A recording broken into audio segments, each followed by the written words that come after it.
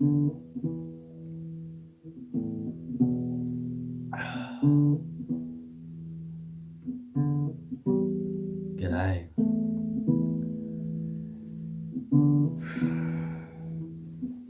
We're two country boys in Melbourne, Australia.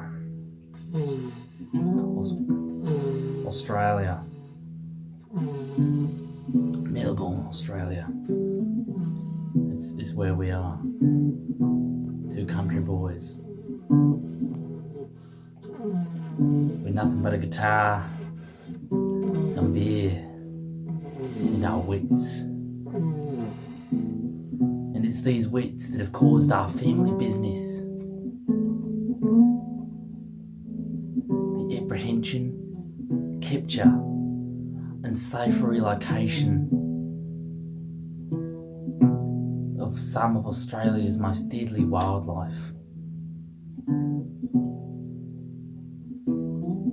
including, but not limited to,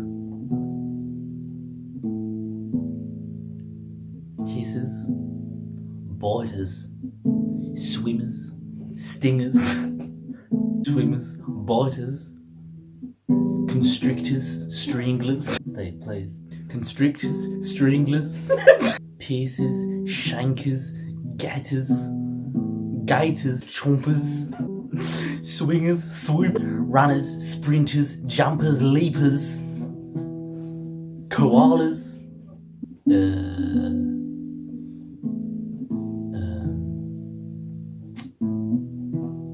kickers, punchers, stingers. And you may have noticed that in the list I mentioned slimers. A slimer may not be as deadly as this dingo up here, this drongo, this dingo, shading himself. Jesus Christ. But I tell you one thing, in Australia, there is no wildlife that will not kill a man.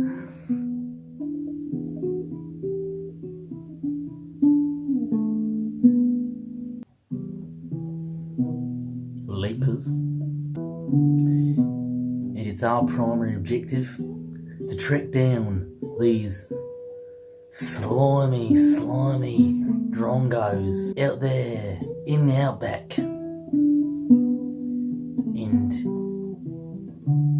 our mission is to dispose of our nemesis, the slug.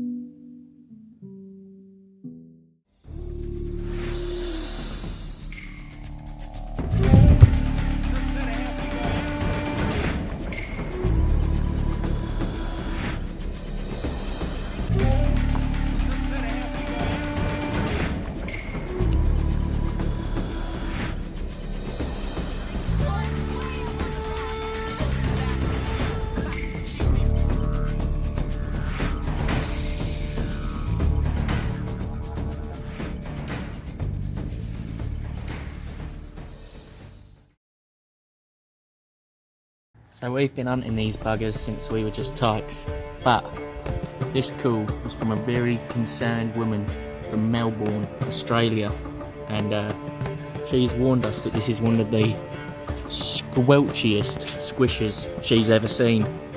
But are we up to the challenge, Steve? You betcha, God bless, Steve. This right here is an example of some of the native wildlife we have in Australia. This right here is a harmless fella though. You might think most quills look a bit deadly, but alas, they are not. What we're after is something much more dangerous, much more reproachful, much more malevolent, and much more harmful. That spiky drongo we just crossed paths with might have looked like quite a prickly customer, but in actual fact, he's on our side. You see, small mammals like that, actually, their main diet is the slimer. Alright mates, so it's approaching 11 PM right now, and we've, through our many years of experience, found out that they're much more likely to show their slimy little faces later in the night. So we're going to call it a day and come back later in the night.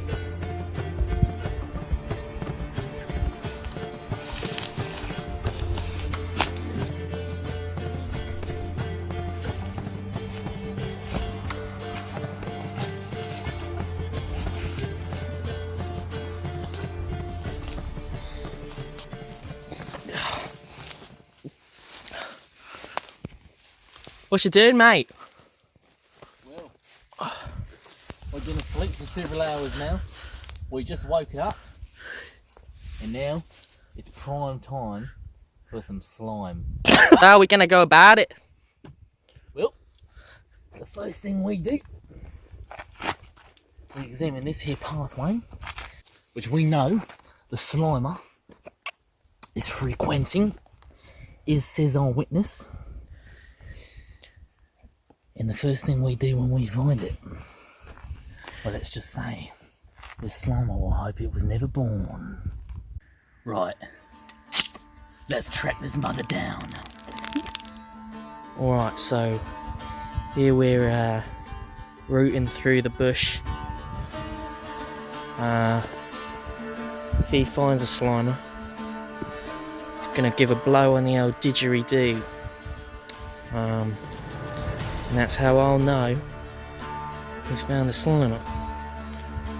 And if I find one, I'll give him a shout.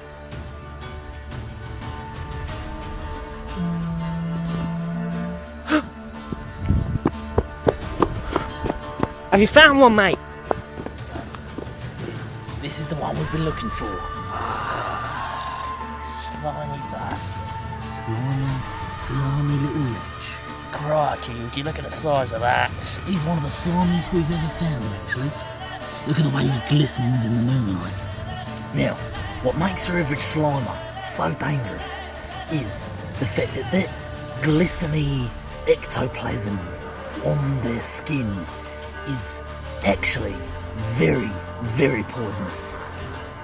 Your standard slimer in somewhere domestic like America or Great Britain, that they'll be totally harmless to your average civilian. But in Australia, in Melbourne, Australia, their exterior sliminess is actually very toxic. So, Steve, what's our course of action with this slimer? Well, it's a difficult one, Steve. Because 50% of the time, we salt the bastards, and we really do. We salt them until they are shriveled. 20% of the time, we sell them on to local cuisines. And when I say local, I mean the French. But the other 30% of the time, we relocate. This is the most humane thing to do for the slimer, because this is the only way in which he does not get absolutely obliterated, exterminated. Usually, we don't want to be humane to the slimer. This one does seem quite placid, and the fact that I'm this close to this slimer, less than a foot away, and he hasn't slimed me yet, that's a good sign. It means that he's not too dangerous to the local population in Melbourne, Australia. On this particular occasion, I'm going to try something quite risky. Now, what we would normally do with a slimer like this, or any slimer for that matter, is we would use equipment, we would use our tools.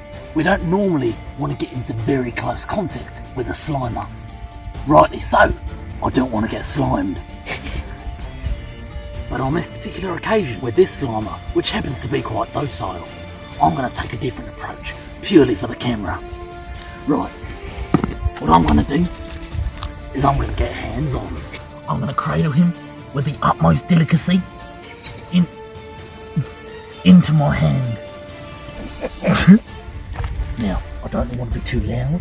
I don't want to apply too much motion to my hand, because that way it leads to slime.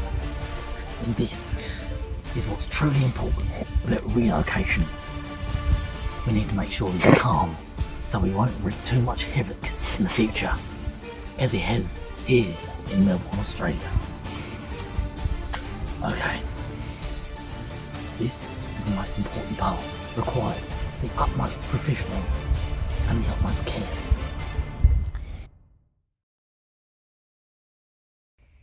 He's Queensland's problem now. He slimed me, Steve. Look, he slimed me. Oh, he slimed crikey. me. Bloody hell. He bloody slimed me. Now, in the case of if I had been bitten by a dangerous cobra or a black mamba, I would have to be rushed to the nearest hospital, because that venom is very quick to get into the human system. But in this case, I'll have to get there even quicker. Steve! Steve!